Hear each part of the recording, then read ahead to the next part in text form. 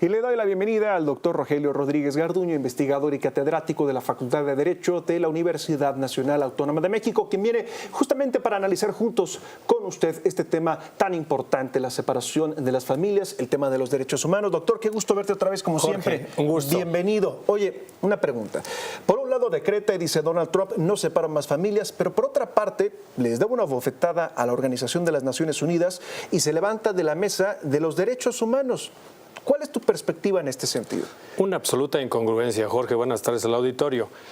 Sin duda alguna que Donald Trump lo que ha hecho es tomar como rehenes a estos niños para lograr obtener del Congreso de los Estados Unidos los recursos para el muro y por el otro lado hacer una política, digamos, de presión, una palanca de presión a efecto de obtener sus propias pretensiones personales, políticas, de cara a un electorado al que ha presentado a una población de mexicanos centroamericanos como los responsables de la seguridad de su país, en un discurso fácil, en un discurso de corto plazo, pragmático y nefasto, sin duda alguna. Ahora bien, es incongruente porque Estados Unidos hace una salida de esta importante organización dependiente de la Organización de las Naciones Unidas a partir de decir que países como Venezuela, como Nicaragua, como Cuba, como algunos países de África y Medio Oriente no están respetando los derechos humanos y que en cambio la ONU ha hecho señalamientos en contra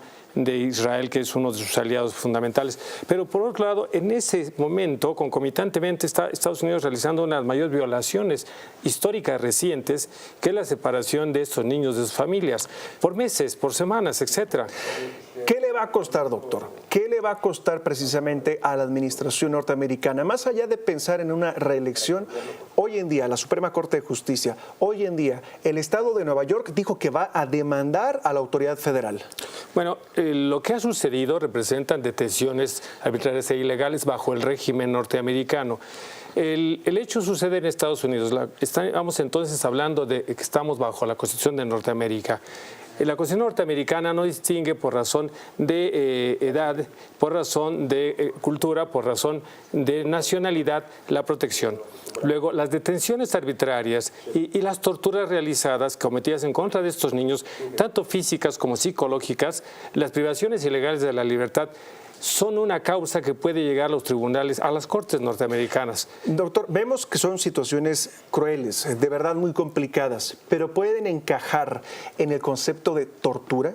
Sí, sin duda alguna, porque la tortura ha sido calificada como aquella afectación física o psicológica que es dada por el sometimiento de otros y que conlleva al menoscabo de la dignidad en cualquiera de sus formas. Sin duda alguna, quienes hemos visto las imágenes podemos dar cuenta de que eso es lo menos que representan estas consideraciones, con un elemento adicional. Estados Unidos, en su artículo 6 de la Constitución norteamericana, establece que la Constitución norteamericana, los tratados internacionales y las leyes federales es la ley suprema de los Estados Unidos de América, Jorge.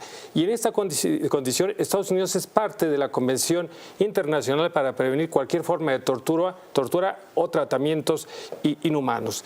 Luego, entonces, por ejemplo, hubo una manifestación política del gobernador de Nueva York donde advierte que podrá interponer o llevar a cabo una acción judicial en contra de Donald Trump.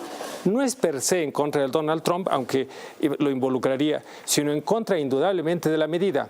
Y esta medida tendría por objeto que se ocupara la Corte Suprema de los Estados Unidos de un caso que es necesario se ocupe. Doctor, se nos termina el tiempo. Rápidamente, ya hablamos ampliamente de Estados Unidos, qué es lo que le viene, cómo se ha ido una oleada impresionante a nivel mundial en torno a este tema, pero yo también quiero saber tu opinión con respecto a México, porque creo que tenemos cierta responsabilidad en este sentido, en el tema migratorio, no en el trato que se les está dando a las personas, sino lo que estamos o no estamos haciendo para evitar estas circunstancias y situaciones. Bueno, por principio de cuentas sabemos que existe una problemática que conduce a los connacionales a abandonar nuestro país y acudir a los Estados Unidos en busca de mejores oportunidades. Ese es un problema que sabemos. Pero por el otro lado, frente a este tipo de situaciones ya arbitrarias, con este tipo de matices, el Estado mexicano debe de hacer uso de los instrumentos consulares, que me parece que no lo ha hecho. El gobierno mexicano tiene que darse por notificado y tomar las acciones de protección inmediata, así como los gobiernos centroamericanos, Y esto representa acudir para evitar este tipo de tratamientos. Eso que vimos en los canales de televisión, en las redes sociales, no debe suceder, no porque intervengamos en la política de los Estados Unidos, sino porque la asistencia consular consiste en que justamente se prevengan estas situaciones. Acudimos a posteriori. Ahora tendríamos que preguntarnos, fuimos notificados por el gobierno de Estados Unidos y si esto no fue así, vayamos a la Corte Internacional de Justicia.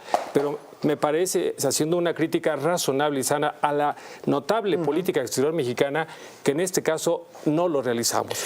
Pues esto seguirá dando mucho de qué hablar, por supuesto. Gracias, doctor, por haber estado con nosotros. No se termina nada más con la firma del decreto del presidente Trump. No termina ahí. Falta mucho que decir en este sentido, en este episodio lamentable en la historia moderna de la Unión Americana. Me parece que solo difiere, Jorge, su política de cero tolerancia y realmente coloca como una especie de stand-by el tema. No Doctor, lo resuelve. Muchas gracias. Seguiremos platicando. Seguiremos. Gracias, Bienvenido, Jorge. como siempre. Seguimos con más, porque ya le comentamos.